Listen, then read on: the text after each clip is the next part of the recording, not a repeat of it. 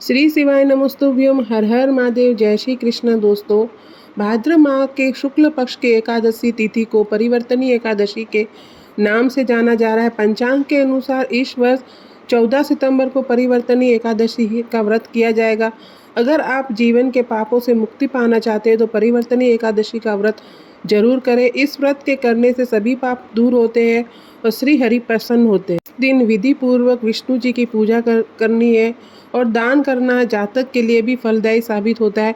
अगर हम इसी दिन कुछ ऐसे उपाय करें जिससे हमारे आने वाले जीवन में जो समस्या है वो दूर हो जाए, तो उनमें सबसे पहला उपाय ये है कि हमें एकादशी के दिन पीली चीज़ का दान करना है। आपको अपने ही घर में जो आपसे बड़े हो, जैसे आपके सास ससुर जेठ जेठानी ननंद, जो भी आपसे बड़े हो, उनको आप या तो दाल, पीली दाल, पीला फूल, पीले वस्त्र आदि आपको दान करने हैं। मंदिर में ले जाके आपको दान नहीं करना है, आपको ये दान उनको घर पे ही करना है। इस दान करने से आपके घर में आने वाली गंभीर से गंभीर बीमारियां दूर रहेगी। कि भगवान विष्णु को भी पीली चीज़ें बहुत पसंद है। इस दिन हमें उनको पूजा करते समय भी पीले रंग का वस्त्र जो चौकी पे रखकर और पीले रंग की ही उन्हें चीज़ों का भोग लगाना है। इसलिए पीली चीज़ों का दान करने से हमारे कष्ट दूर होते हैं। उपाय बहुत छोटे छोटे हैं। देखो, इन उपायों को छोटे छोटे उपायों को कर कर ही आप अपने जीवन को और सरल बना पाओगे। इसी प्रकार से दूसरा उपाय कुछ वृक्षों को लेकर है कि जिन वृक्षों से अगर हम उस दिन एकादशी के दिन अगर पूजा करेंगे या कुछ उपाय करेंगे, कुछ मिष्ठान उन पर अर्पित करेंगे, तो उससे हमारी ज़िंदगी में खुशियाँ और सुख शांति आएगी। जिसमें है पहला वृक्ष वट वृक्ष का वृक्ष। वट वृक्ष के पेड़ के नीचे अगर आप शिव आराधना करके और लौंग चढ़ाते हो तो हमें कर्ज से मुक्ति मिलती है और आने वाले समय में भी हम कर्ज से मुक्त रहते हैं। इसी प्रकार से दूसरा वृक्ष आंवले का वृक्ष है। आंवले के वृक्ष में अगर हम दूध की मिठाई, दूध से जो बनी हुई मिठाई होती है, बर्फी पेड़ा जो भी है, वह अगर अर्पित करेंगे एकादशी के दिन और उनकी आंवले के वृक्ष की पूजा करेंगे तो माँ लक्ष्मी की कृपा हम पे बनी रहेगी। हमारे घर में धन संबंधी जो भी परेशानी होगी वो जरूर दूर होगी। तीसरा वृक्ष समी का वृक्ष है।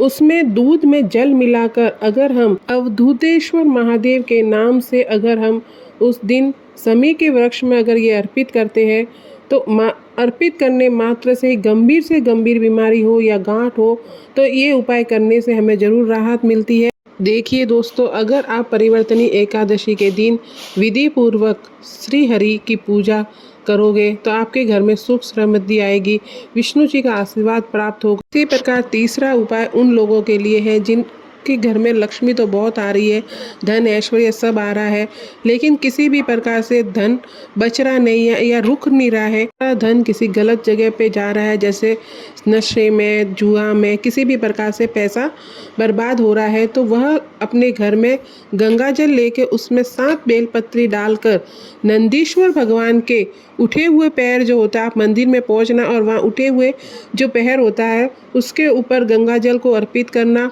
और जो 7 जो बेलपत्र है वो भगवान शिव जी के शिवलिंग पर अर्पित करना। इस उपाय से अगर आप करोगे एकादशी के दिन तो आपके जीवन में ये उपाय बहुत ही उपयोगी सिद्ध होगा। परिवर्तनीय एकादशी के दिन अगर हम गौ माता यानी गाय को सेवा करें तो भी बहुत बड़े उत्तम माना जाता है, क्योंकि गाय माता में 33 करोड़ देवी देवताओं का वास होता है और इस दिन अगर गाय को हरा चारा खिलाने से घर में बरकत आती है, धन की कमी नहीं होती है। इसी दिन इस एकादशी पर अगर पीपल के वृक्ष की पूजा करने पर भगवान विष्णु के साथ माँ लक्ष्मी की भी कृपा हमारे ऊपर बरसती है। शाम के समय में घी का दिया जलाकर विष्णु सहस्त्र नाम का जाप या पाठ करने पर शुभ फलदायक होता है और कर्ज से भी मुक्ति मिलती है और कभी भी कर्ज लेने की जरूरत नहीं पड़ती। इस दिन भगवान विष्णु का केसर युक्त दूध से या जल से अभिषेक करने से, पीले फूल, पीला चीज़ों का उनको भोग लगाने से भगवान प्रसन्न होते हैं और मान्यता है कि इस प्रकार अगर विधि पूर्वक हम भगवान की पूजा करते हैं तो घर में कभी भी किसी भी चीज़ की कमी नहीं होती है। इस एकादशी को परिवर्तनीय एकादशी के साथ साथ इसके कई नाम हैं।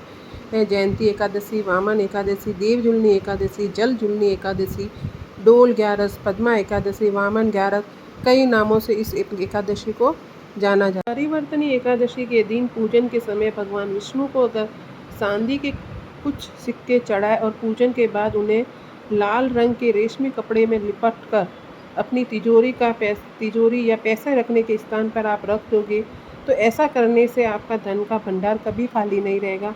वीडियो के अंत में इतना ही कहूँगी कि अगर आपको ये उपाय पसंद आए या ये उपाय आपको उपयोगी सिद्ध हो रहे हो तो इस वीडियो को ज़रूर लाइक करना। लेकिन कोई भी उपाय करते समय अपने मन में विश्वास और भक्ति पूरी रखना। जय श्री कृष्णा, राधे राधे।